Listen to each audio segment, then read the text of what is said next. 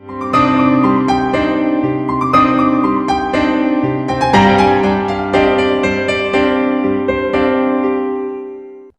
மாதா தொலைக்காட்சி நேயர்களே, உங்கள் அனைவருக்கும் வணக்கம்.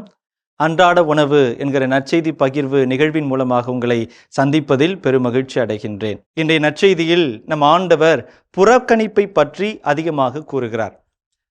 மத்தேயு எழுதிய நற்செய்தி அதிகாரம் 21 இறைவார்த்தை 42 நாம் வாசிக்கின்றோம்.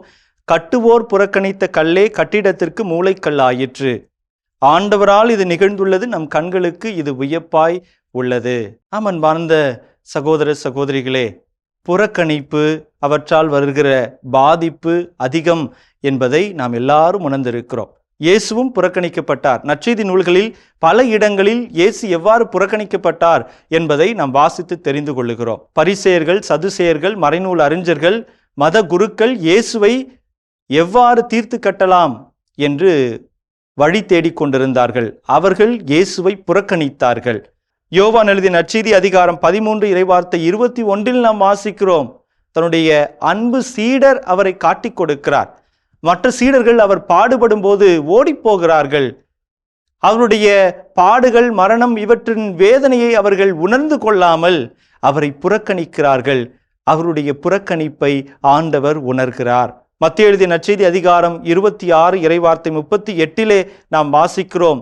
நம் ஆண்டவர் இயேசு கிறிஸ்து கெத்செமனி தோட்டத்தில் இரத்த வியர்வை வியத்து தன்னுடைய பாடுகளை நினைத்து வேதனைப்பட்டு கொண்டிருந்த போது, கடவுளை என்னை ஏன் கைவிட்டீர்? கடவுள் அவரை வெறுத்து ஒதுக்கியதாக அவர் உணர்ந்து வேதனைப்படுகிறார். எதற்காக இந்த துன்பம்?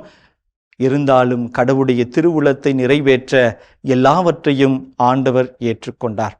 அன்பார்ந்த சகோதர சகோதரிகளே, நம்மையும் பலர் வெறுக்கலாம், நம்மையும் பலர் புறக்கணிக்கலாம், நம்மையும் பல வேளைகளில் பலர் இல்லாத பொல்லாத வார்த்தைகளை பேசி காயப்படுத்தலாம்.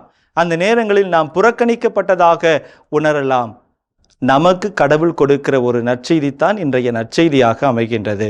இவ்வாறு பிறர் நம்மை புறக்கணிக்கின்ற போது, பிறர் நம்மை ஏற்றுக்கொள்ளாத போது அவர்களுக்கு நாம் கொடுக்கிற பதில் என்ன? பல வேளைகளில் எப்படிப்பட்ட பதிலை நாம் அவர்களுக்கு கொடுக்கிறோம்? என்னை அவன் ஏற்றுக்கொள்ளவில்லை, புறக்கணிக்கிறான் என்று நம்முடைய வாழ்வையே நாம் அழித்து கொள்ளுகிறோம். மனவேதனைக்கு நம்மை உட்படுத்தி கொள்ளுகிறோம். இரண்டாவது, ஒருவர் என்னை இவ்வாறு செய்து விட்டார், ஒருவர் என்னை புறக்கணித்து விட்டார், ஒருவர் என்னை ஏமாற்றி விட்டார், எனவே இவரை போல்தான் எல்லாரும் இருப்பார்கள் என்று சொல்லிக்கொண்டு எல்லாரையும் வெறுக்கிற நிலைதான் பலருடைய யதார்த்தமான வாழ்க்கை நிலையாக அமைந்திருக்கிறது. அன்பார்ந்தவர்களே, இயேசுனுடைய வாழ்வில் இயேசு ஒரு சில புறக்கணிப்புகளை அனுபவித்திருக்கிறார். அதே போல இயேசுவுக்கும் பலர் உதவி செய்திருக்கிறார்கள். அதே நற்செய்தி நூலில் நாம் வாசிக்கின்றோம். சீரேன் ஊராகிய சீமோன் உதவி செய்கிறான், வெரோனிகா உதவி செய்கிறாள், எருசலேம் மகளிர் கடவுள் ஆண்டவர் இயேசு கிறிஸ்துவுக்கு ஆறுதல் சொல்லுகிறார்கள், அன்னை மரியாள் அவரோடு பயணித்து கொண்டிருக்கிறாள்.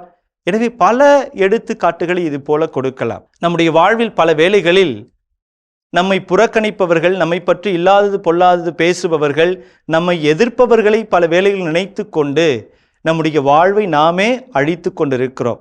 இல்லாமல் பல வேளைகளில் நல்ல நபர்களை நாம் நம்முடைய வாழ்க்கையில் நினைத்து பார்க்க மறந்து போகிறோம். நம்மோடு இருக்கிற நம்முடைய குடும்ப உறுப்பினர்கள், நம்மை அன்பு செய்கிற நண்பர்கள், சகோதர சகோதரிகள் பலர் இருக்கிறார்கள்.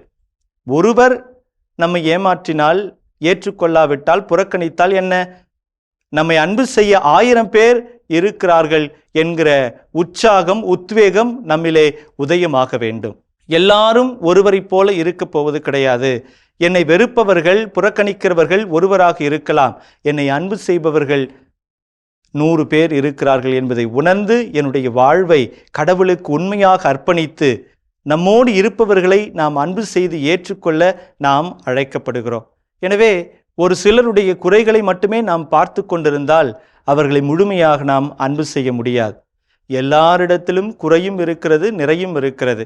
எனவே ஒவ்வொரு மனிதருக்குள்ளும் இருக்கிற நிறைகளை பார்க்க, அவர்கள் நமக்கு செய்த நன்மைகளை நினைத்து பார்க்கவும் அழைக்கப்படுகிறோம். ஒரு பக்கம் நம்மை அன்பு செய்ய பலர் இருக்கிறார்கள் என்று நாம் உணர வேண்டும் முதலில். இரண்டாவது, வெறுக்கிறவர்களில் கூட பல நன்மைகள் இருக்கிறது என்பதை நாம் மறந்துவிடக்கூடாது. நம்மை வெறுப்பவர்கள் ஒரு சில நாட்களில் நல்லவர்களாகவும் இருந்திருக்கிறார்கள், நமக்கு பல நல்ல காரியங்களை செய்திருக்கிறார்கள். எனவே அப்படிப்பட்ட நல்ல காரியங்களை நினைத்து பார்த்து கடவுளுக்கும் அவர்களுக்கும் நன்றி சொல்ல, இப்படிப்பட்ட ஒரு சில அனுபவங்களிலிருந்து நாம் மீண்டு வர இறையருள் வேண்டி சிறப்பாக ஜெபிப்போம். கடவுள் புறக்கணித்தவர்கள் சார்பாக இருக்கிறார். கட்டுவோர் புறக்கணித்த கல்லே கட்டிடத்திற்கு மூலைக்கல்லாயிற்று.